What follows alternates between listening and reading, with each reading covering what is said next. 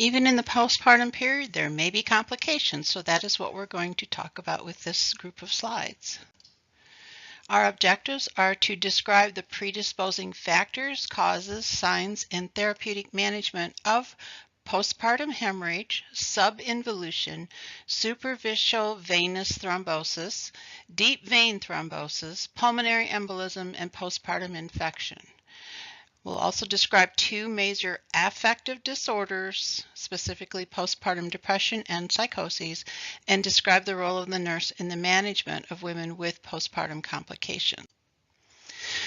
Postpartum hemorrhage is one of the most frequently occurring complications in the postpartum period, and it usually will occur within the first 24 hours of delivery. There are rare cases that it can happen 2, even 3 weeks out, and that's usually the case of a retained placental product that was not recognized at delivery. Most of them occur in the hospital, so we're going to manage based on inpatient care. An abnormal blood loss in delivery is defined as greater than or equal to 500 milliliters for a vaginal delivery or greater than or equal to 1,000 milliliters in a C-section delivery. Secondary postpartum hemorrhage can occur after 24 hours and within 12 weeks.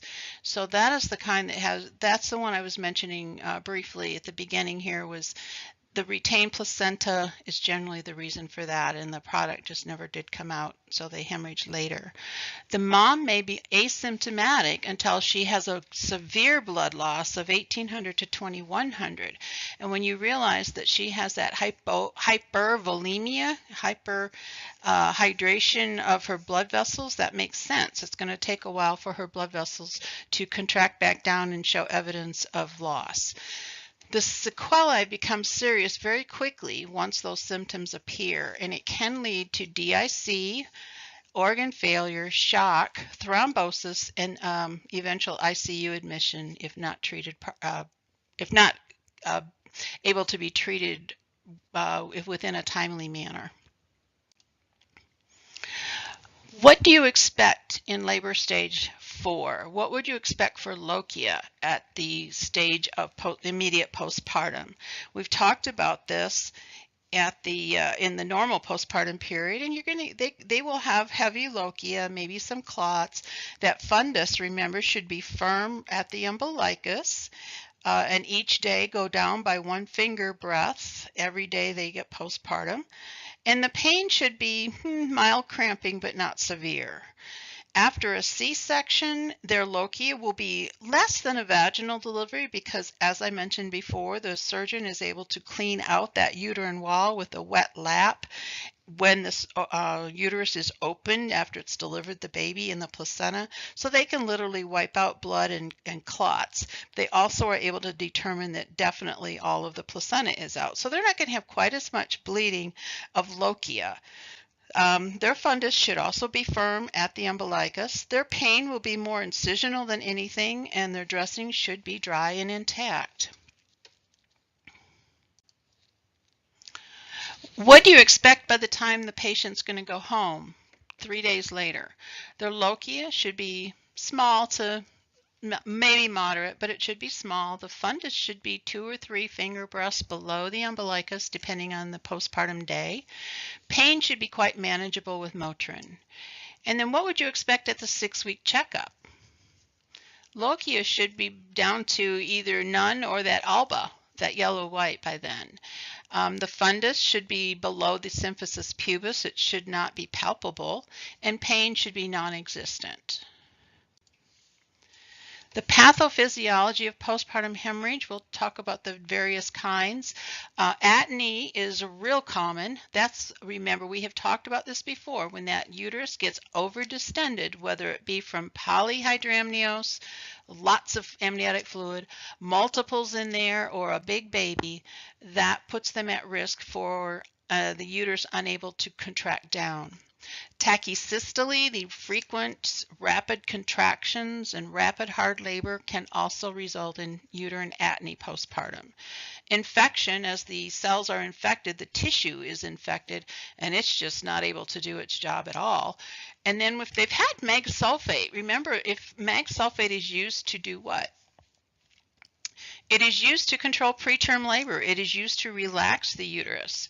So whether it's for preterm labor or to treat gestational hypertension to prevent seizures, their mag sulfate is still on board for a while, and so that will also continue to cause that uterus to be relaxed after the baby's out for a period of time. So they are at higher risk. Atony is treated by, I think we're going to get into this later, but we give them medication. Remember the Pitocin certainly, and then we go into Methogen and probably Cytotec, and then the Hemabate episode if we have to. Tissue etiology is part of the placenta has been left unintentionally left behind. The provider will always inspect the placenta after it's delivered and identify if there seems to be any pieces of it missing. But even at that, there can be parts missing that are not detectable. So that's another really common cause of hemorrhaging afterwards. Remember that placenta accreta, where the placenta is so adhered to the uterine wall it can't come out. That puts them at a high risk of atony postpartum hemorrhage, and they often can end up with a hysterectomy. Subinvolution can be due to a full bladder. That's why it's important we keep their bladder empty. And if it's full, the uterus cannot clamp down because the bladder is preventing that action from happening. So it's important that they learn the importance of urinating every 2 to 3 hours, remember. The other reason would be the retained products of conception, the little pieces of placenta or whatever, and the mother overdoing it. And frequently moms would call, new moms, after they get home, they would call me about 3 or 4 days later and say, I was doing fine, but I started really bleeding heavy this morning. My first question always to them was, what did you do yesterday? And 100% of the time yesterday, they overdid it. I am not kidding. So it is really important to teach them that their only responsibility for the first 2 to 6 weeks is taking care of the baby and sleeping, resting, good nutrition. Trauma is another potential cause of postpartum hemorrhage, and that's basically where there are tears in there, the uterus ruptures, anything causing injury to the uterus or the vaginal canal or the cervix or the labia. Hematomas can happen. You can see those on the labia and perineum. They're very painful, very, very painful. You touch it gently and the mom will pretty much scream in pain. Those need to be treated by the physician, and they need to be drained and treated. Tears and lacerations from birth, and if they have an instrumental delivery, if they had to have forceps or a vacuum extraction delivery, that can increase their risk for having tears in the vaginal tissue. So those can be lacerated and be a source of ongoing bleeding that needs to be treated by sutures. Uterine inversion. Okay, we've mentioned this when we wanted to slap the doctor's hand off the cord. Remember that cord lengthening and increased blood at the time that the placenta separates from the uterine wall are important signs that it's time to deliver the placenta. So if someone gets a little eager and they start pulling on the cord before it's ready, they can invert that uterus, as we've mentioned before, and that is certainly a risk factor, and we need to get that uterus back inside in the correct version method, and it may require terbutaline medicine to relax the uterus to relax the cervix to allow us to do that. Uterine rupture, if they've had previous uterine surgery, such as a C-section, or if the baby is large for gestational age and has been in long, difficult labor, that uterus can just open up. That is total emergency, and it's fly down the hall to the OR. There are also blood disorders that can increase that risk of hemorrhaging. That's why it's important to know their platelet count before they are in labor, okay? If they have platelet destruction, we need to minimize the amount of tissue damage, trauma, and bleeding in the first place. The physician does, or provider. And then we need to watch them very, very closely for adverse bleeding in spite of the best techniques. Von Willebrand syndrome is an autosomal dominant trait that if your patient is diagnosed with that, be aware that she's going to be at risk for this hemorrhage. And the DIC is very life-threatening. It is a secondary diagnosis. It is related to blood loss. Not blood loss, platelets and coagulant factors loss. So we cannot treat the DIC until we first treat what's making the bleeding happen. If we don't treat the bleeding, she's going to keep bleeding, and this is just going to get worse. So a primary cause happens, we don't catch it, or it doesn't respond to normal treatment, we're going to eventually get into DIC, especially if they've had any uterine infections prior to.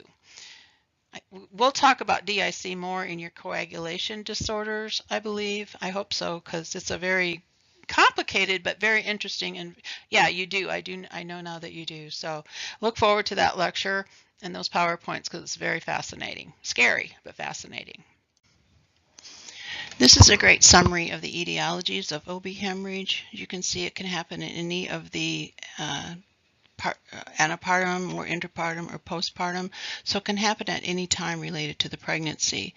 The antepartum period, when they're pregnant, we've talked about all these. Uterus may rupture, the placenta might erupt, the placenta may be a previa growing over the cervical opening, and then the vasa previa is just another way of saying cord prolapse. The cord is in front of the baby's head and is coming out first, or trying to. Interpartum, again, the uterine rupture and placental abruption can happen at that time. And then in the postpartum period, it can be that uterine atony due to the overdistended uterus. Remember those risk factors. It can be retained placental products. Those lacerations, remember the type of bleeding will be bright red rather than the dark rubra with the lacerations. And then placental accreta, increta, percreta, where the placenta just won't come off. And then we've also talked about those various coagulopathies. This slide is a good summation of the different types of bleeding that we were just discussing in the previous slide. And it is important to really be able to describe the blood that you're seeing so that you can better identify the problem and therefore fix it. The dark blood is probably of venous origin, and if you remember the 2 AV, 2 arteries, 1 vein, the 2 arteries are taking deoxygenated blood away from the baby, and the vein is providing oxygen-rich blood to the baby. So that is going to cause the blood to be dark because it's oxygen and nutrient rich. So when you see that dark blood, you know it's from the vein, the venous circulation, and therefore placental in origin, because that's where the blood comes through. And it usually means it's just an incomplete placental separation, or it can be uterine atony. Remember the overdistended uterus, it just can't clamp down. Or late postpartum, that can be a few days to a couple weeks after delivery, where that uterus has still got products of conception, placental pieces basically, and it cannot clamp down, so you will continue to have that dark red blood even 2 to 3 weeks out. Remember, the normal blood changing goes from that dark red to, after a few days, it goes to serosanguinous, and then by a couple weeks out, it should be alba, the yellow-white alba. So if it's still heavy red at the end, 2 to 3 weeks out, we got a problem.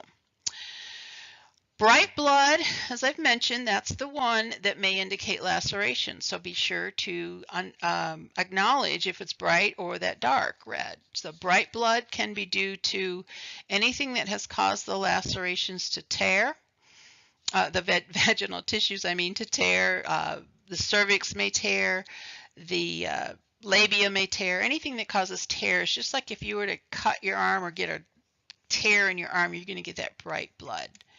These are some other reasons that we see the bright red blood, but usually it's going to be a laceration. Spurts of blood with clots, clots larger than the size of a quarter.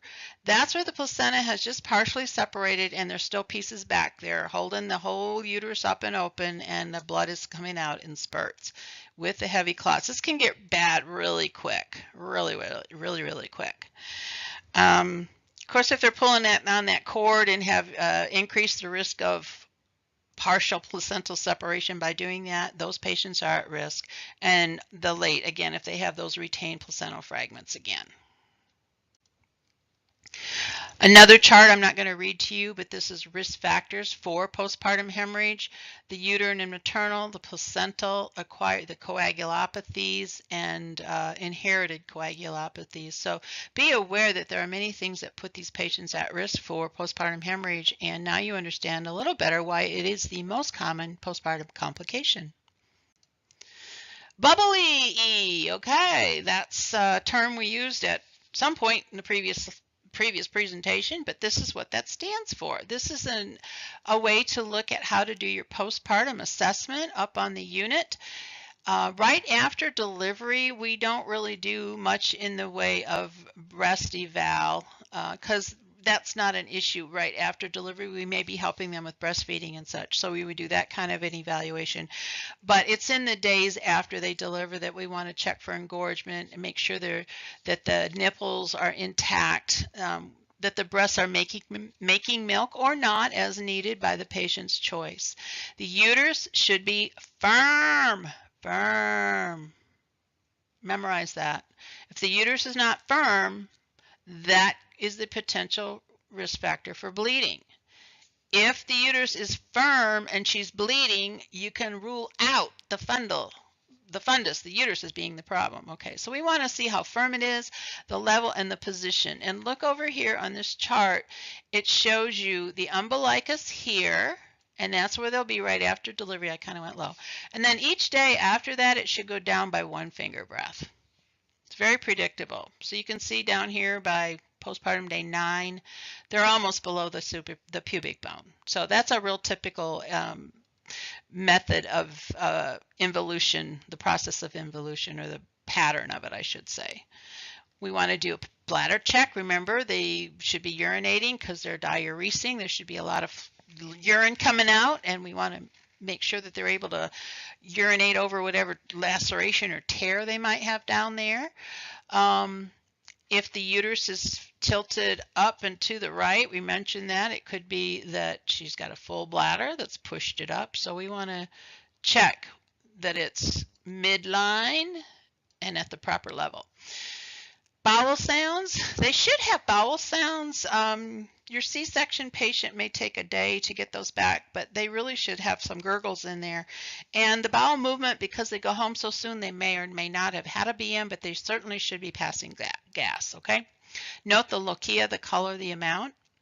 Episiotomy or laceration, actually look at it.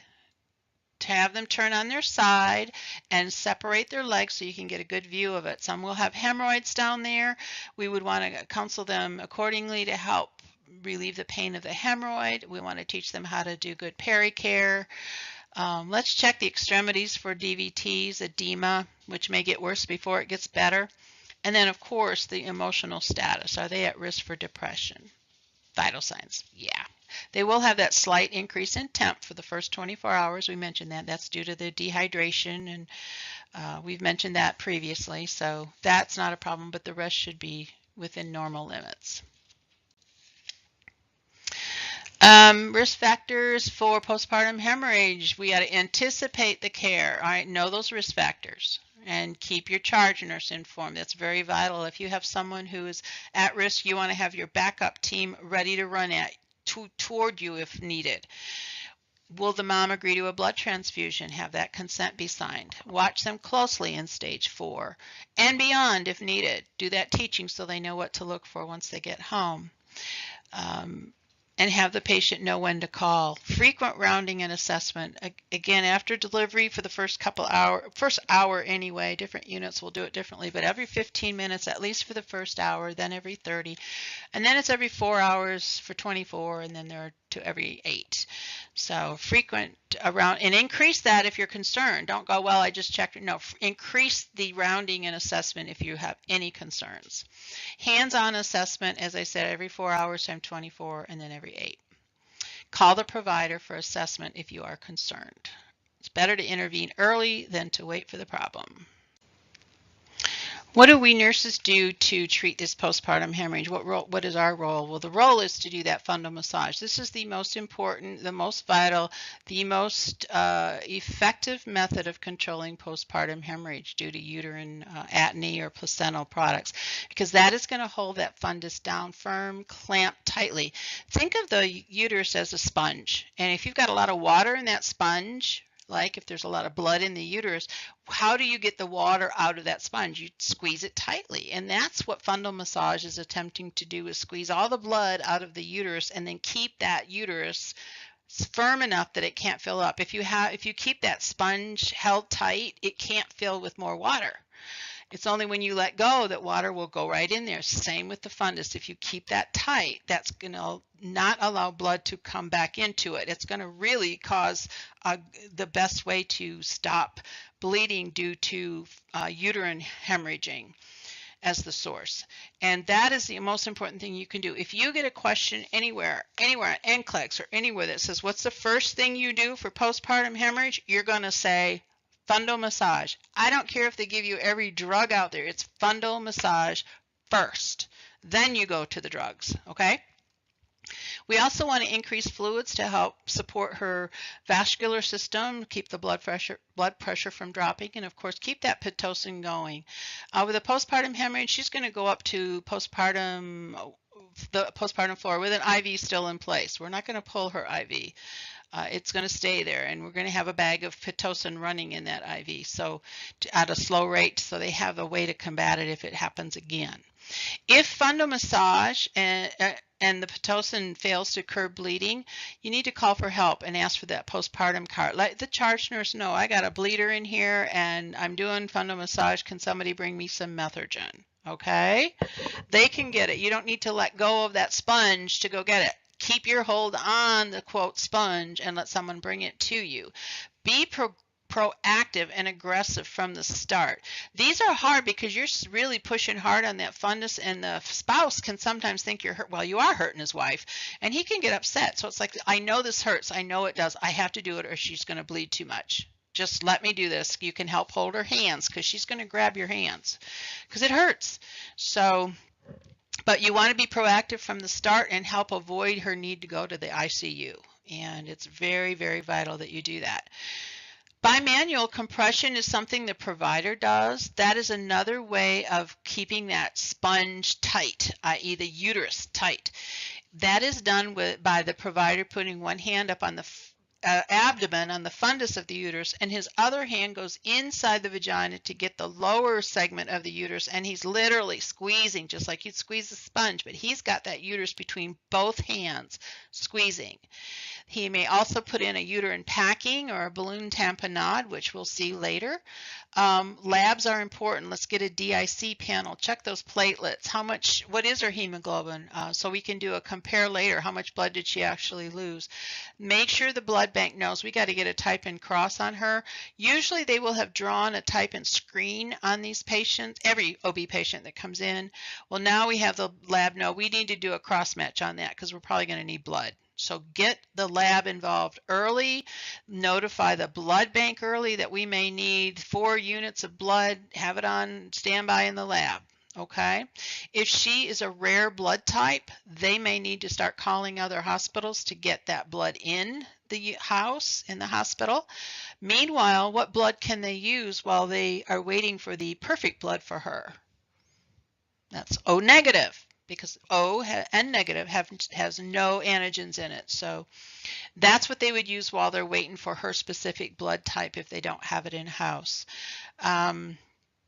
If all this fails, they'll prepare for radiologic embolization or hysterectomy.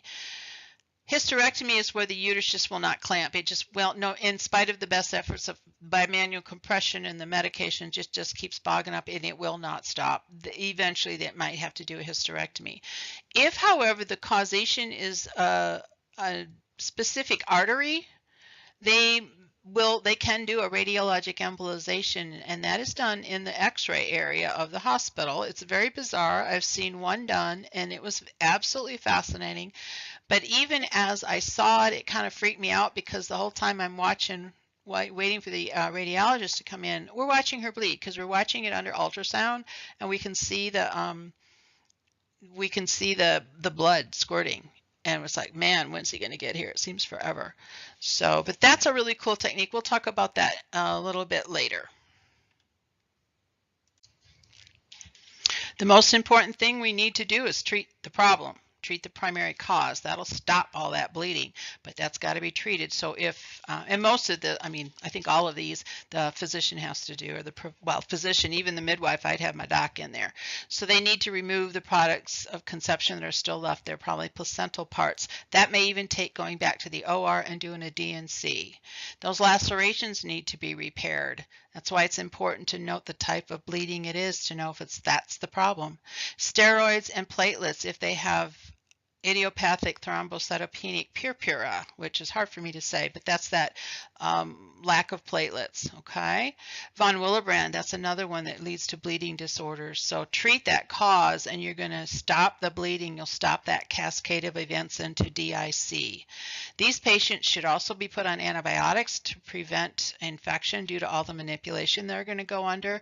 They need close monitoring of their labs, and they will come back to the office much sooner than 6 weeks.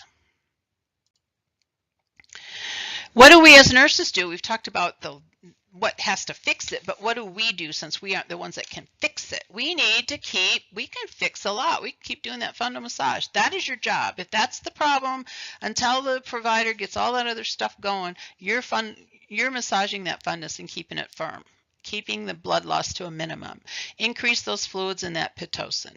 Keep that primary IV line in, and you may have to have a second line started for blood transfusions.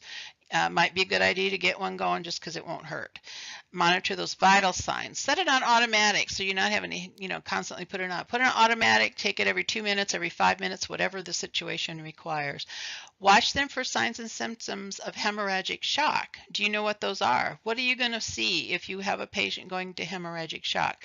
What will your blood pressure do? What will your pulse do? What will she act like, feel like, look like? Look these up and know them. That hemorrhagic shock can be caught earlier, and the earlier it's caught, the quicker we can treat it. Blood pressure goes down, pulse goes up, they're weak, they're pale, and they might even not make sense talking because of lack of oxygen. So urinary catheter, and document that urine output. Why would we need to do that? Now that you know how a distended bladder affects the uterus, why is that important? You should know that. Keeps the uterus able to clamp down as much as possible.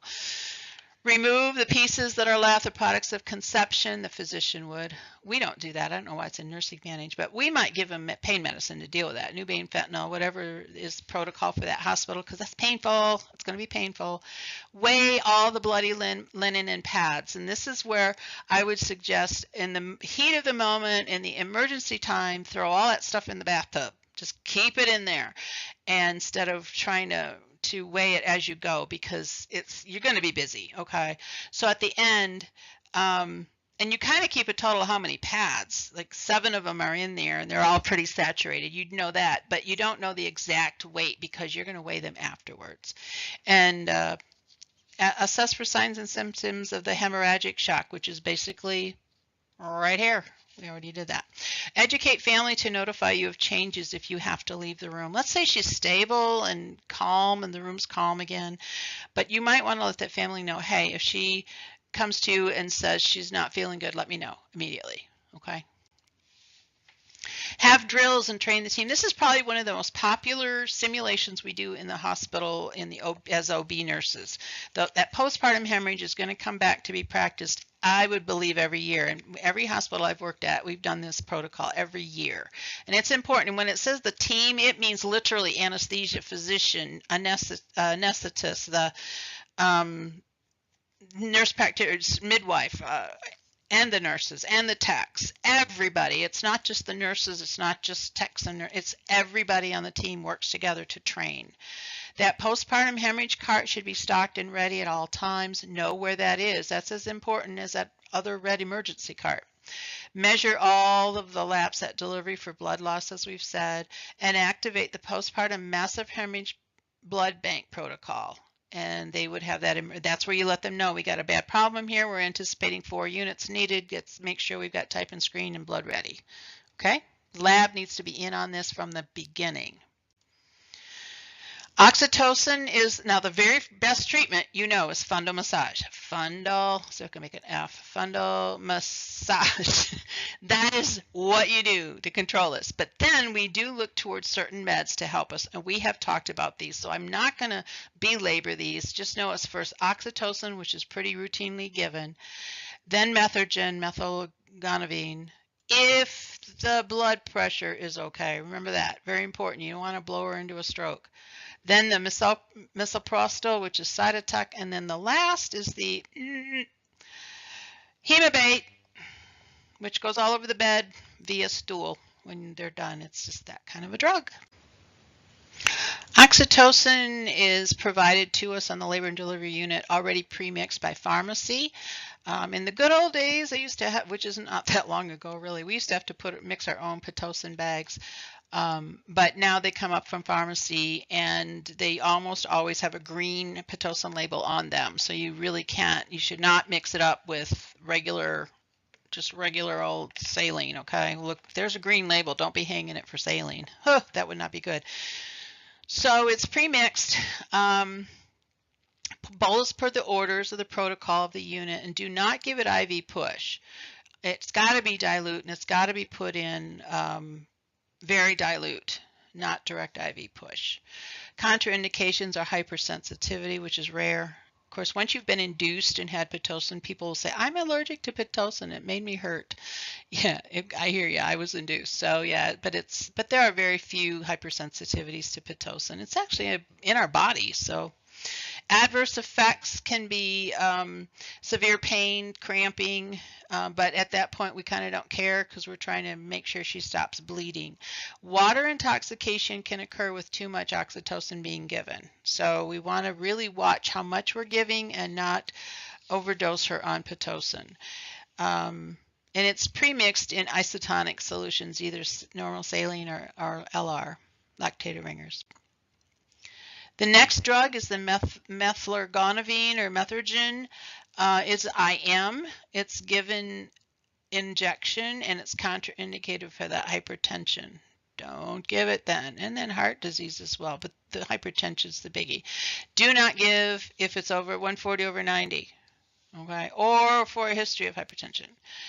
They will maybe get a seizure or a headache, severe low blood pressure, nausea, vomiting, CVA, period. And you never give it IV, okay? Very high risk drug, but it works beautifully in most cases as long as they don't have hypertension. Hemabate, this is the one that is given IM, and it's the one that may augment activity of other oxytocic agents, which is what causes all the diarrhea. Everything's cramping down in that colon. Asthma and acute PID are contraindications for Hemabate, and they may feel nausea, vomiting, their temp might go up, they feel flush. It's not a pleasant medication to have. And then some places do treat with an antiemetic and an antidiarrheal at the same time, just because we know we're going to get it. And then the Prostin, the Cytotec. This is given rectally, 2 hours between doses, anywhere from 800 to 1,000 mics. It's a tiny, tiny little tablet. And if the tablet's going to be 1,000 mics, and if you have to cut it to 800, or usually what they'll do, they'll send up 200, so you're putting 4 tablets in if the dose is 800. So, and it's put in rectally. And the contraindications, of course, history of allergy to the prostaglandins. Side effects you're going to get are pretty mild. They're not really that severe. Cramping is going to happen, but that's what we want. A chart that kind of summarizes all that you may want to refer to prior to your simulation or skills day, whatever, so you can be a little familiar with what's going on there. This is the classification of hemorrhage, class 1, 2, 3, and 4, and that's where that EBL knowledge comes into play. That's why you want to be measuring the pads, and the way you do that, you measure a clean towel and say that's 7 ounces. And then you measure that same towel. You now know that all these towels weigh 7 ounces. So now you're going to weigh all your towels, and you've got one that's 14 ounces and one that's 200 ounces. So then you just take that 7 ounces away from that to see how much volume of blood is in there. So 14-ounce towel minus the 7-ounce towel. 14 ounces of a saturated towel, you take 7 ounces of towel weight away, you got 7 ounces of bleeding. And that will convert to milliliters of blood. So that's important to know how to measure those products. Now, in a normal delivery, you don't have to do all that, but this is when it starts getting serious, okay? Non-surgical, the initiation of massive hemorrhage protocol. Volume replacement is essential. Packed red blood cells, whole blood, platelets, fresh frozen plasma, all that is the blood bank's going to be on call to have all that ready. Uterine packing, and then those tamponade balloons have an 84% success rate, so that's great. If these don't work, then they go back to the OR and maybe end up with a hysterectomy. This is the balloon tamponade. It's a silicone fluid that's filling in this balloon, and see how it really applies pressure to the sides of the uterus. That's the goal, is to clamp down on those vessels. Okay. This is the interventional radiology procedure I was mentioning earlier. It is fascinating to watch. If you get a chance to watch one, volunteer to go do it. But that is where there is selective arterial embolization, where they can isolate which specific uterine vessel is bleeding. It's a tear in the blood vessel, okay? And that tear needs to be repaired. And how do you get to a vessel to resuture it? Well, you don't. What they do is they put a catheter in through guided fluoroscopy. I can't say it, but you can read it, through the peripheral artery, and you can watch it under their ultrasound as their guided fluoroscopy, really. Watch it go meander through the vessels up into the area of the uterine vessel that is bleeding, that's leaking out fluid, which looks like a thunderstorm in the distance. That little gray, it just keeps coming out, coming out. It's very kind of bizarre, cool, but bizarre. And once they get up there, they release, a little brush, for lack of a better term. If you've ever had a tiny little bottle cleaning brush to clean the inside of a bottle, it looks like that, only very, very tiny, the size of a blood vessel. It's not going to fit in a bottle, but tiny, tiny little brush with bristles that become areas where fibrin, the blood will collect, and fibrin will create a clot there. And so as soon as that's in there, the bleeding just stops. That little gray thunderstorm stops, and it's no more bleeding. It's really fascinating to watch how quickly it works. It has a 90%, almost 91% success rate, and it is fascinating to me to watch.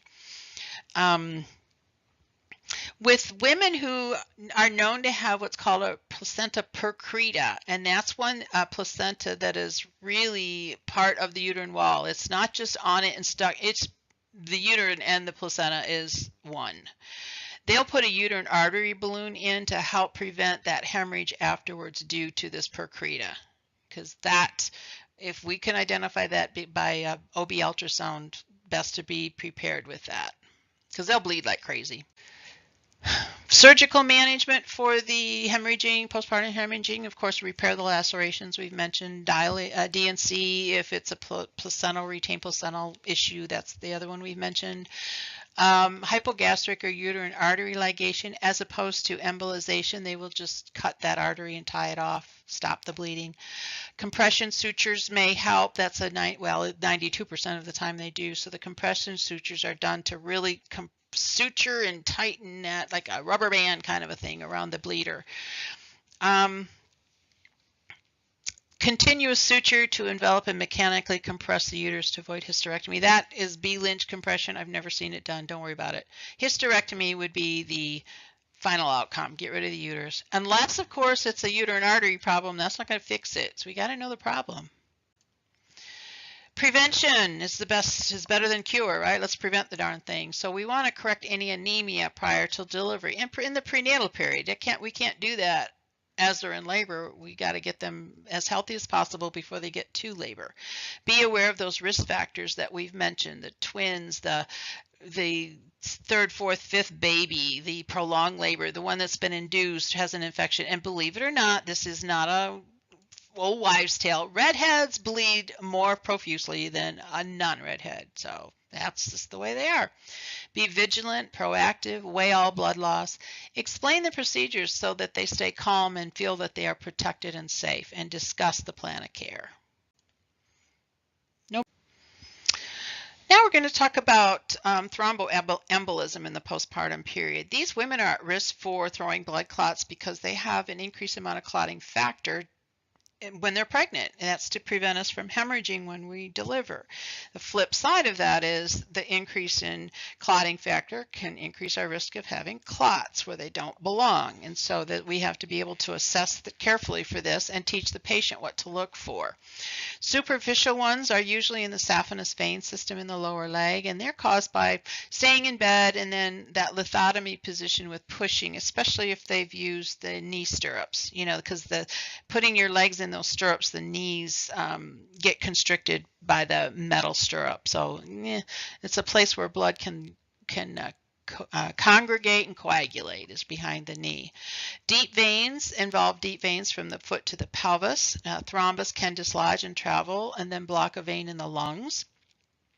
Pulmonary embolism is another causation where they have chest pain, breathlessness, and sudden death. And then we also talked about amniotic fluid embolism. So yeah, there's a lot of stuff that can happen to stop us from breathing in the postpartum. So we just have to be really observant, watch the vital signs, and pay attention to any evidence of chest pain. The highest risk of blood clots is in the first 3 weeks postpartum, and the risk is higher in moms with some comorbidities. The pathophys of venous thrombosis is the clot formation. It results from venous stasis, injury to the vessel, and hypercoagulation that's present in a pregnant woman. And they are very common in postpartum. They can travel to the lung and block that pulmonary artery, and as I've said before, it may result in sudden death. The nursing assessment for these patients, we do want to review the patient's risk factors. Are they a smoker? Have they been laying in bed a long time? Have they been standing a long time? Do they have a history of blood clots? Or do they have any current varicosities? Educate her and ask her to call if she gets pain, tenderness, redness, warmth, or swelling in that lower leg. Make her aware of what to watch for so it can be caught early and treated before it dislodges. Assess calves each shift. Just really palpate gently to palpate for any warmth, any increase in temperature, any swelling, and then look for redness. Homans is no longer recommended as a method to evaluate that because that can cause the clot to dislodge. And monitor signs for pulmonary embolism, sudden onset shortness of breath, and severe chest pain. We want to prevent first. We educate and encourage activities, use sequential compression devices in our post-C-section patients, our post-surgical patients. Deep breathing, increase fluids, avoid oral contraceptives for the first 6 weeks. A high-risk client may receive prophylactic anticoagulants, Lovenox, Pradaxa, Xarelto. They might receive aspirin during their pregnancy, but they would be asked to stop their aspirin about 3 days before planned labor because of the risk of hemorrhage. We want to manage that they have adequate circulation and give them NSAIDs for pain, bed rest with leg elevated, embolism stockings, anticoagulation therapy, and warm moist packs on the affected area. Monitor those labs and educate the client and her family. The emergency treatment for pulmonary embolism is to give them oxygen. We want to prevent growth of PE and multiplication of more thrombus. So if they haven't been on anticoagulants, we would call the physician, and he or she will probably want to put them on heparin. Let's support that cardiovascular system however we can. Bed rest and pain meds as needed. Be prepared to administer thrombolytic agents that will dissolve the clot or clots, plural, and educate that client on associated signs of complications. The next complication that we'll talk about is postpartum infections. This is defined as someone with a fever over 38 degrees centigrade or 100.4 degrees Fahrenheit after the first 24 hours. Organisms usually are those of the normal vaginal flora, both aerobic and anaerobic, so they will need to be treated with both aerobic and anaerobic antibiotics. Metritis is defined as infection of the endometrium, the decidua, and adjacent myometrium. So we just call it endometritis. And wound infections, that would be your lacerations, the stitches, episiotomy, any of that couldn't be the source of infections. Urinary tract infections due to urinary catheterization. And then mastitis, inflammation, infection of the breast tissue caused by bacteria getting into the nipples. So these are all the potential sources of postpartum infection. The management of infections is, as I've mentioned, they'd want to order broad spectrum antibiotics for metritis to get both the aerobic and anaerobic bacteria causations. Wound care for the wound infections, keep it clean, keep it as clean as possible. Fluids and antibiotics for UTIs, as what we would normally expect. And then for the mastitis, keeping that breast empty and using antibiotics specific for mastitis is important. A nursing assessment includes the risk factors. Did she have a Foley? Does she have any stitches somewhere? Did she have a foul odor or a fever during labor, and how long was her labor? Is she breastfeeding, and is it going well or not? RETA is an acronym. I don't know if you've heard this, but I will tell you the R stands for redness. This is a way to evaluate sutures. The redness around the sutures, is there any edema, any bruising or ecchymosis? So redness, edema, ecchymosis. D, is it have any drainage? And A is approximation. Is the wound approximated, or is it gaping and full of pus or something? Oh, here it is. Presence and size of each around the incision tear. Redness, edema, ecchymosis, discharge, and approximation. All right, infection prevention is using aseptic technique, good hand washing, perineal hygiene, and screen those visitors. Administer antibiotics, do proper wound care, and teach them what to look for so they can get treated early, and include the partner so that he or she can be part of the identification of problems early. Baby blues, this is one that it's important to differentiate between normal baby blues and severe and problematic postpartum psychosis. Basically, both the blues are an emotional lability, and they're irritable. They have insomnia. They're exhausted but can't sleep. It typically resolves within 1 to 2 weeks, and it's usually self-limiting. That's what the baby blues are. It's due to the exhaustion, the fatigue, the attention is now on the baby instead of the mama, and the baby is demanding, which most women want to give in to the demands, but still it's exhausting, okay? They're not resenting it, but it's exhaustion, and you just want to be left alone for 4 hours. It ain't gonna happen.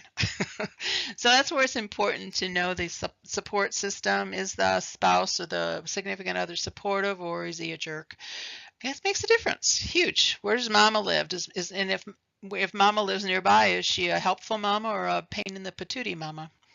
Signs of depression would be a major depressive episode associated with childbirth, and the symptoms last beyond 6 weeks and are getting worse. That's different than the postpartum blues. Empower the mother to seek medical help. Let her know that this is not uncommon and there is treatment for it, and she's not alone. Educate the partner on signs and symptoms to look for, because he or she may be the one that recognizes this is not simple baby blues. We got to get you into the doctor. Okay? And then psychosis is the next step, and that surfaces within 3 weeks of giving birth. They can't sleep, they're exhausted, depressed, they're almost manic. They're exhausted, but they can't stop moving, and they feel, this is the most important question you can ask these women. Any woman that's dealing with depression, I'm on the weird end of my keyboard here. Anybody with a with a feeling of depression, this is always a question I ask, and I literally say, do you have any feelings of hurting yourself or your baby? I say it, just I don't say suicide, that's a scary word. So if you just say, do you have any feelings of hurting yourself or your baby? It is vital to ask that question on someone who's dealing with postpartum blues at all. It is an emergency and needs care immediately. Postpartum affective disorders, assessing them, the risk factors can be assessed on admission and again at discharge. Teach them the signs of the baby blues versus depression versus psychosis. Let them know what to look for and that this is not a rare thing, that it does, unfortunately it's common, and we want to know about it so we can treat you and help you deal with it. Assist them with coping and adjustment, provide education, and then referrals for support. Other parents who have gone through this are often the best way to help a new person go through it. Experiences is the best teacher. So summing up the what to assess for, what the discharge teaching for patients with potential postpartum complications, they need to know that they should call 911 if they get shortness of breath or chest pains immediately. Do not wait, do not pass go, do not collect $200. Call. Bright red bleeding that soaks a pad in an hour or less. Remember, bright red means something is ripped and is open and bleeding. Feelings of harming self or baby. You know now why. And seizures. That's a potential preeclampsia that's gone into eclampsia a week or two after delivery, which can happen. That's a 911. Those are 911 reasons to call. Call a provider if you have sudden swelling or seeing spots or severe headache. That could be precursors to the preeclampsia or the eclampsia. If they're soaking several pads in a day or a large increase in bleeding, give your provider a call. That's the one where I would say, what did you do yesterday? Well, I vacuumed and did laundry. Okay, knock it off. That's why you're bleeding today. So they don't always have to come in for all of these, but they do need to be assessed and questions asked and advice given in the moment. If they begin passing clots, start having swelling, redness, or warmth or pain in the leg, those are the blood clot. And then if they get a temp, foul-smelling discharge, or they're really worried their infection is their incision is looking infected and just getting sore, or if they can't urinate, get them in. If you have questions, write them down and present them in class. And that's it for postpartum complications, guys.